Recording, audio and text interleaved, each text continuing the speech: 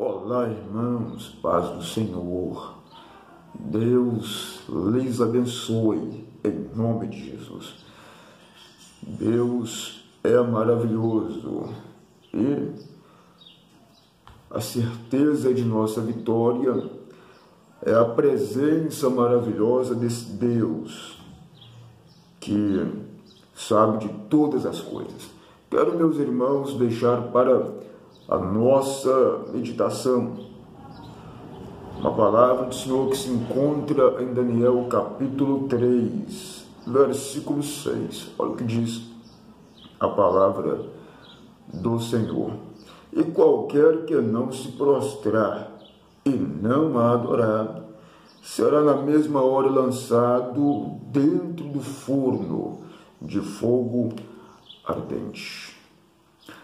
Nós, irmãos, sabemos que os cristãos que creem no único Deus vivo, ele não se prostra diante de nenhum outro Deus, a não ser o Deus da Bíblia.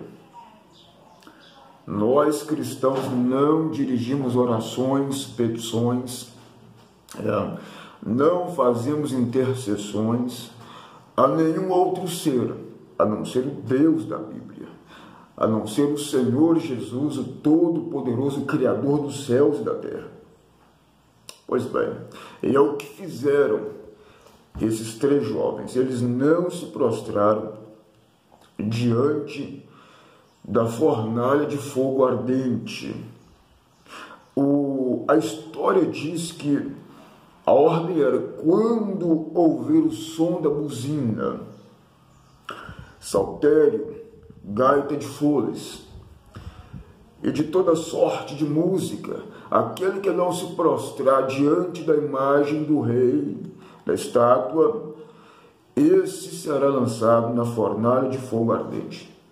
E nós sabemos que aqueles três jovens não se prostraram, não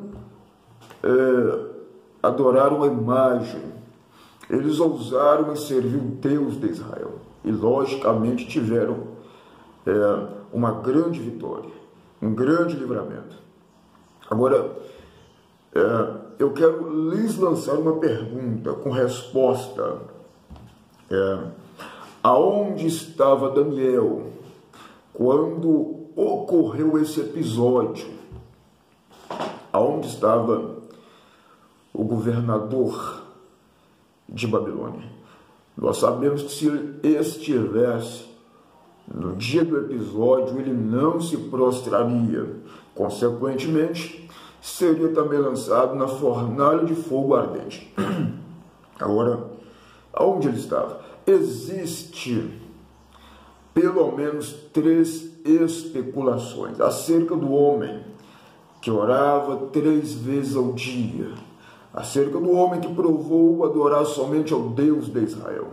Daniel, em Babilônia, enfrentou diversas situações onde seus inimigos provaram sua fé, provaram a sua fidelidade ao Deus de Israel. Agora, a primeira especulação é a seguinte: como Daniel havia dado a explicação do sonho do rei Nabucodonosor no capítulo 2 de Daniel, o rei ficaria com receio de inaugurar aquela estátua, diferente daquela vista por Daniel no capítulo 2, no sonho. E o rei, ele tinha Daniel como um Deus para ele. Então essa é a primeira especulação. O rei ficaria com receio de inaugurar aquela estátua na frente daquele homem que havia dado uma interpretação do sonho, no capítulo 2 de Daniel. A segunda especulação é a seguinte: nós sabemos que, de acordo com a fidelidade, Daniel demonstrou ser fiel ao Deus de Israel. Então, sendo assim, nós sabemos que Daniel não se prostraria diante daquela imagem. É outra explicação. É uma outra especulação. Daniel não se prostraria diante daquela imagem, achando por bem sofrer as consequências. A terceira explicação ou especulação é a seguinte: o rei não iria forçar Daniel a se curvar, pois não queria perder seu melhor conselheiro. Daniel, meus irmãos, de acordo com a Bíblia, ele era o maior e melhor conselheiro do rei em Babilônia.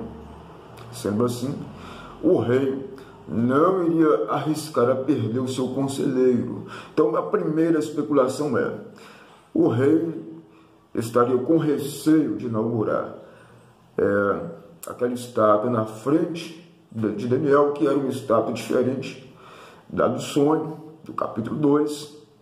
O rei tinha Daniel como um deus. O rei sabia que Daniel não iria, que era a segunda especulação, não iria se curvar diante daquela estátua. E o rei não também iria forçá-lo a curvar diante da imagem. E ele não queria perder o seu melhor conselheiro. Sendo assim, diante dessas três especulações, só existe uma explicação.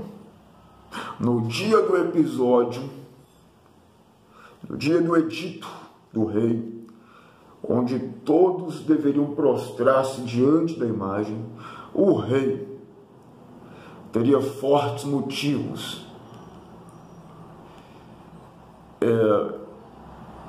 para crer que Daniel não iria prostrar-se diante da imagem. Então,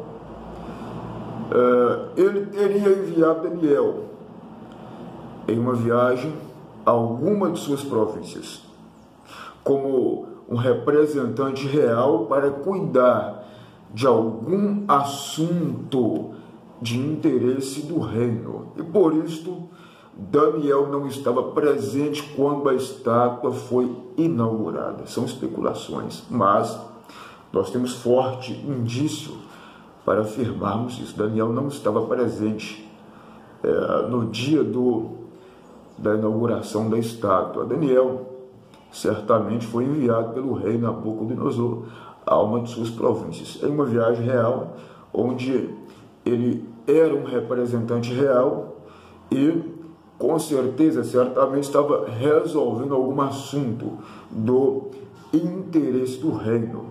E o rei não queria perder o seu melhor e também maior conselheiro.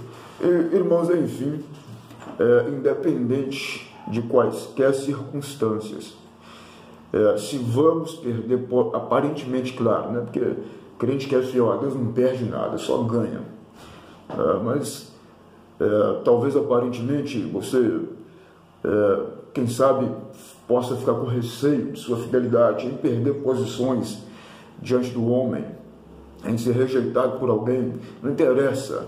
Importante, meus irmãos, é sermos fiéis ao Deus maravilhoso, ao Deus da Bíblia, ao Deus de Israel. É isso aí. É o que Daniel fez, é o que os jovens fizeram, foram fiéis a Deus. E lá no meio do fogo apareceu o quarto homem acompanhando seus servos.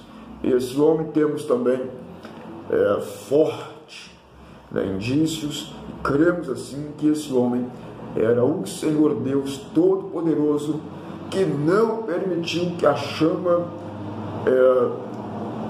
prejudicasse, atingissem a integridade física daqueles jovens que foram fiéis ao Deus de Israel. Então vale a pena sermos fiéis ao Deus de Israel. Então daí essas especulações. O que o rei havia feito, qual era o pensamento do rei com relação a Daniel. Sendo assim, ele envia Daniel para uma de suas províncias em uma viagem real para resolver um assunto de interesse do reino. É isso aí, Deus possa lhes abençoar em nome de Jesus. Forte abraço a todos. Este é o projeto Crescendo em Cristo. Deus lhes abençoe em nome do Senhor Jesus. A paz do Senhor para os irmãos.